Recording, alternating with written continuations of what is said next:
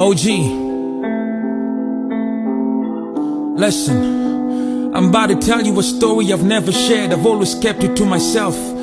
Hopefully mtanisikiza, a traumatic experience, and no, I'm not asking for your help, but kitu iliniumiza. Listen up. But just before you scroll ngoja, hii story nadhani inaweza fikia all borders. When I tell you about this girl called Ruby Jezebel, aka Empress, Queen of Golgotha, fine girl. Originally she was from Nakuru, but upon kufika nai she settled in Buruburu. She was 19 I guess, siko sure about the age, but the first time we met, ilikuwa ni Buru stage. I was in 4th form, nilikuwa nimetoka funky Aquinas, nikingoja mate yole inishukishie masimba.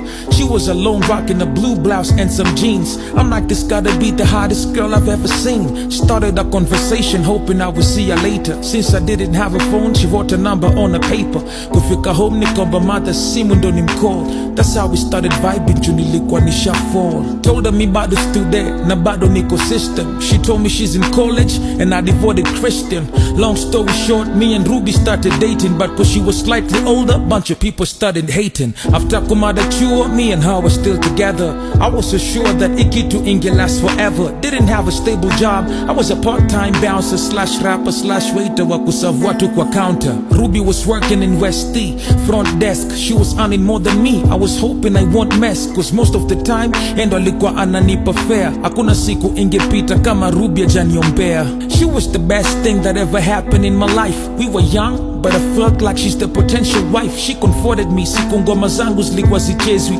kanishowa sekapinye huwa wapembelezwi.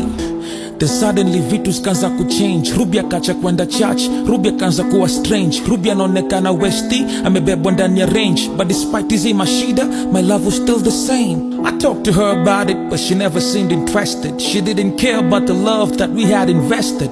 Mashallah, but a nigga never gave up. I gave her time to think, hoping we was gonna make up. 2 months down the line, Ruby ataki kuniona. Heartbroken, I mean she almost left me in a coma. She moved from Buruburu baka uptown La Vie. Kazi ilikuwa tu sani kugeuza ma sugar daddy. She blocked me on the phone, so there's no way I could've reached her. That's when I realized that nyewe kitu imeisha.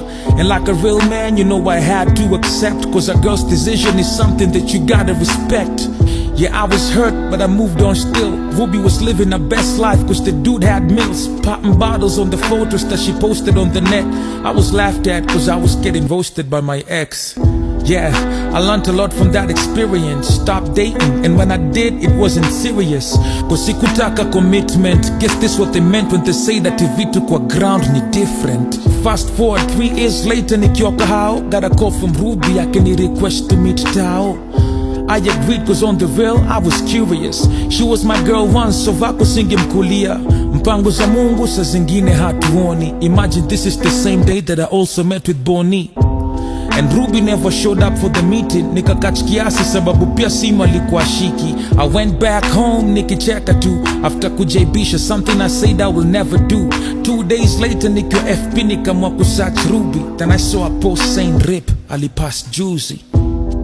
You see, Ruby committed suicide on the same exact day me and her are supposed to meet. And this is after finding out that she had contracted HIV. She also left me a letter I can name Apole and apologizing for, you know, what I had to go through after we separated. And I just feel I always feel sad about it. Rest in peace, Ruby. Damn.